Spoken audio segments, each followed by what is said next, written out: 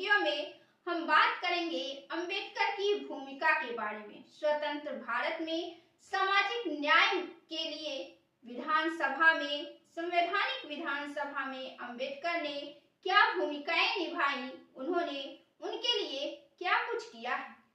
मसौदा समिति के अध्यक्ष के रूप में अंबेडकर स्वतंत्र भारत के लिए संविधान का मसौदा तैयार करने में निकट रूप से जुड़े थे। काफी नजदीकी से वे इसमें जुड़े हुए थे। अछूतों के निर्विवाद प्रवक्ता के रूप में अंबेडकर ने अनुसूचित जातियों के हितों को ध्यान में रखते हुए संविधान का मसौदा तैयार किया था। वास्तव में अंबेडकर संविधान सभा में आम सहमति की पार्टी थी। पिछड़ा वर्ग शब्द 3 सिद्धांत घटकों को शामिल करेगा: अनुसूचित जाति, अनुसूचित जनजाति, अन्य पिछड़ा वर्ग। और अंबेडकर ने एक नए संविधान के जनादेश के तहत देश में सभी पिछड़े वर्गों के लिए सामाजिक न्याय हासिल करने के कार्य में स्वयं को संबोधित किया। अंबेडकर को भारतीय संविधान में अधिकार प्रपत्र की आवश्यकता के बारे में आश्वस्त थे। वे विशेष रूप से अल्पसंख्यकों और सामान्य रूप से सभी नागरिकों के लिए मौलिक अधिकारों की एक विस्तृत प्रणाली की लगातार मांग कर रहे थे। अल्पसंख्यकों के नेता के रूप में सामाजिक न्याय के लिए उनकी लड़ाई उनके संघर्ष में मुख्य मुद्दा रही थी। उन्होंने यह भी आश्वस्त किया था कि जब तक सामाजिक न्याय स्वयं संविधान में शामिल नहीं किया जाएगा, तब तक सुरक्षित नहीं हो पाएगा। पहला कार्य जो कि संविधान सभा ने स्वयं को संबोधित किया था, वह एक बिल ऑफ राइट्स का गठन था, जिसे सामाजिक न्याय और गैर भेदभाव के अनुसार गौरव का स्थान मिला था। विधानसभा और समितियों में विभिन्न चरणों के माध्यम से अधिकारों का व्यापक चार्टर जल्द ही विकसित हुआ। भारतीय संविधान में भेदभाव को रोकने और सामाजिक न्याय को बढ़ावा देने के उद्देश्य से प्रावधान मूलभूत अधिकार के रूप में जाना जाता है। भारतीय संविधान में मूलभूत अधिकार किसी अन्य संविधान में विधेयक अधिकारों से अधिक व्यापक हैं, क्योंकि भारत एक विषम समाज है। इसमें धर्मों और संस्कृति और सामाजिक स्थितियों की विविधता है। उनका उद्देश्य न केवल नागरिकता की सुरक्षा और गुणवत्ता प्रदान करना है, बल्कि नागरिकता, न्याय और निष्पक्षता के विशिष्ट मानकों को भी प्रदान करना है। भारतीय संविधान में निहित मौलिक अधिकार निम्न है: कानून के समक्ष समानता की गारंटी देना और कानून का समान संरक्षण, जो कि अनुच्छेद 14 के तहत आता है। धर्म, वंश, जाति, लिंग या जन्म स्थान के आधार पर भेदभाव पर प्रतिबंध, जो कि अनुच्छेद 15 के तहत है। सार्वजनिक रोजगार के मामलों में समान अवसर, अनुच्छेद 16 के तहत है। अस्पृश्यता का उन्मूलन अनुच्छेद 17 के अंतर्गत आता है। इंसानों को खरीदना और बेचना और श्रमिकों को जबरदस्ती काम पर लगाने पर प्रतिबंध अनुच्छेद 23 के अंतर्गत आता है। हमारे समाज में सामाजिक असमानता, सामाजिक कलंक और सामाजिक असमर्थता को समाप्त करने के अंबेडकर के प्रयास कई प्रावधानों से स्पष्ट हुए हैं। संक्षेप में यह कहा जाता है कि अंबेडकर और हमारे संविधान के अन्य संस्थापकों ने इस बात पर काफी बल दिया कि संविधान का उद्देश्य एक समतावादी समाज स्थापित करना था, जहां अधिकारों की गारंटी केवल कुछ लोगों को नहीं बल्कि सभी को दी गई थी। वे दृढ़ विश्वास करते थे कि समान अवसर का अधिकार का कोई अर्थ नहीं है जब तक कि समाज में व्यापक असमानताएं कम नहीं हो जाती। राजनीतिक स्वतंत्रता और व्यक्तिगत स्वतंत्रता तुच्छ है जब भूख के डर से लोगों की विशाल संख्या को कुछ लोगों की इच्छा पर मजबूर होना पड़ता है। निजी संपत्ति का अधिकार उन लोगों के लिए निरर्थक है जिनके सिर पर कोई छत नहीं है।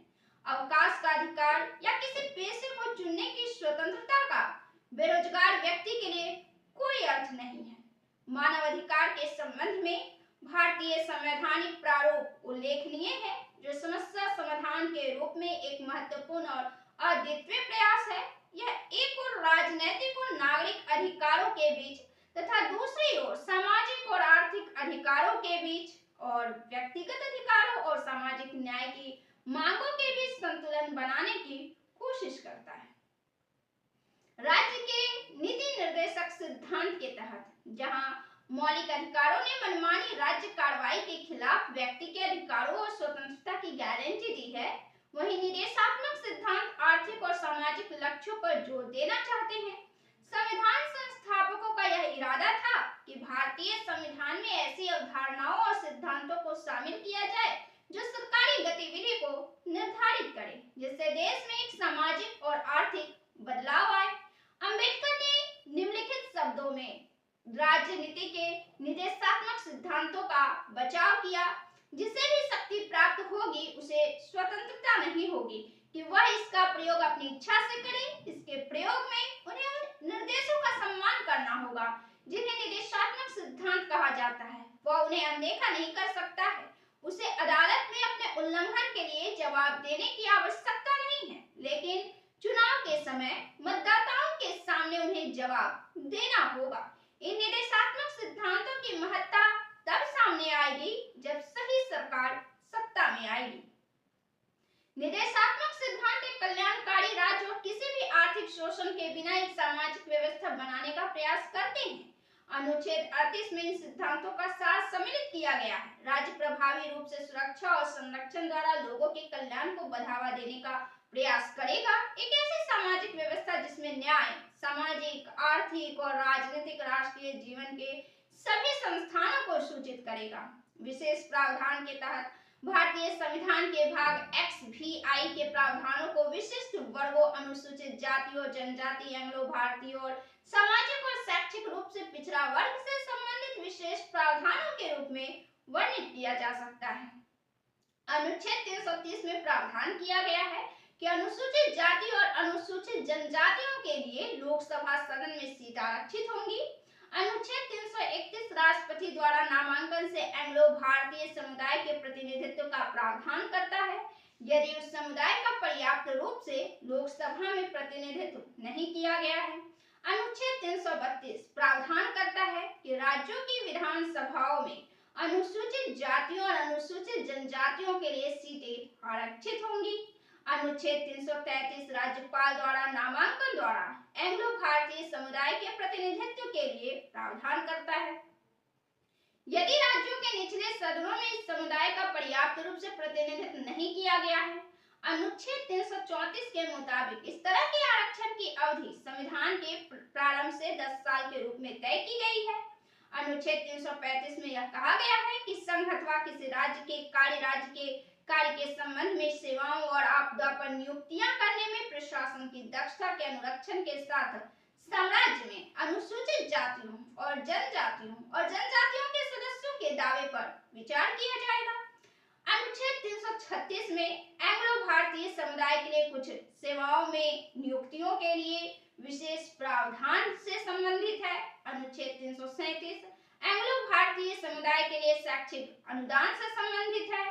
विशेष अनुच्छेद 338 अनुसूचित जातियों और अनुसूचित जनजातियों के लिए राष्ट्रपति द्वारा नियुक्त विशेष अधिकार का प्रावधान करता है, जिसका कर्तव्य अनुसूचित जाति और अनुसूचित जनजातियों के सुरक्षा उपायों से संबंधित सभी मामलों की जांच करना और राष्ट्रपति को रिपोर्ट करना है। अनुच्छेद 338 के उद्देश्य के लिए अनुच्छेद 340 के अंतर्गत जैसा विहित किया जाए, आयोग से एक रिपोर्ट की प्राप्ति पर राष्ट्रपति द्वारा जैसे विहित किए जाए ऐसे अन्य पिछड़े वर्गों के संदर्भ सहित अनुसूचित जातियों और अनुसूचित जनजातियों का संदर्भ समझा जाए। अनुच्छेद 339 अनुसूचित क्षेत्र के प्रशासन और अनुसूचित जनजातियों के कल्याण के संबंध में रिपोर्ट करने के लिए एक आयोग की नियुक्ति का प्रावधान करता है। अनुच्छेद 341 भारत के क्षेत्र में सामाजिक और शैक्षिक रूप से पिछड़े वर्ग की स्थितियों और उन कठिनाइयों को जांचने के लिए जिसके तहत वे श्रम करते हैं की जांच करने और सिफारिश करने के लिए उनकी स्थिति आदि में सुधार करने और ऐसी कठिनाइयों को दूर करने के लिए संघ या किसी राज्य द्वारा कदम उठाया जाना चाहिए हेतु राष्ट्रपति द्वारा एक आयोग की नियुक्ति का प्रावधान करता है। भारतीय संविधान में शामिल विशेष प्रावधानों के बारे में बोलते हुए अंबेडकर ने लिखा कि अपने बारे में कहूं तो मुझे कोई संदेह नहीं है कि संविधान सभा ने अल्पसंख्यकों के लिए ऐसे सुरक्षा उपायों का प्रावधान करने में बुद्धिमानी से काम किया। इस देश में अल्पसंख्यकों और बहुसंख्यकों दोनों ने गलत पथ का पालन किया है। अल्पसंख्यकों के अस्तित्व को बहुसंख्यकों द्वारा नकारना गलत है। अल्पसंख्यकों का स्वयं को अविरत रखना भी जो दोनों उद्देश्यों की पूर्ति करे। इसे शुरू करने के लिए अल्पसंख्यकों के अस्तित्व को पहचानना होगा, या ऐसा भी हो सकता है कि यह बहुसंख्यकों और अल्पसंख्यकों को किसी दिन एक में विलय कर सकने में सक्षम हो जाए। संविधान सभा द्वारा प्रस्तावित समाधान का स्वागत किया जाना चाहिए, क्योंकि यह एक ऐसा समाधान है जो इन दोनों उद्देश्यों की पूर्ति करता है।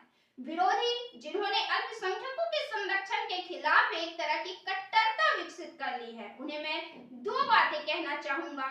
एक तो यह कि अल्पसंख्यक एक विस्फोटक बल है जो अगर फूटता है तो संपूर्ण राज्य के तंत्र को तोड़ सकता है।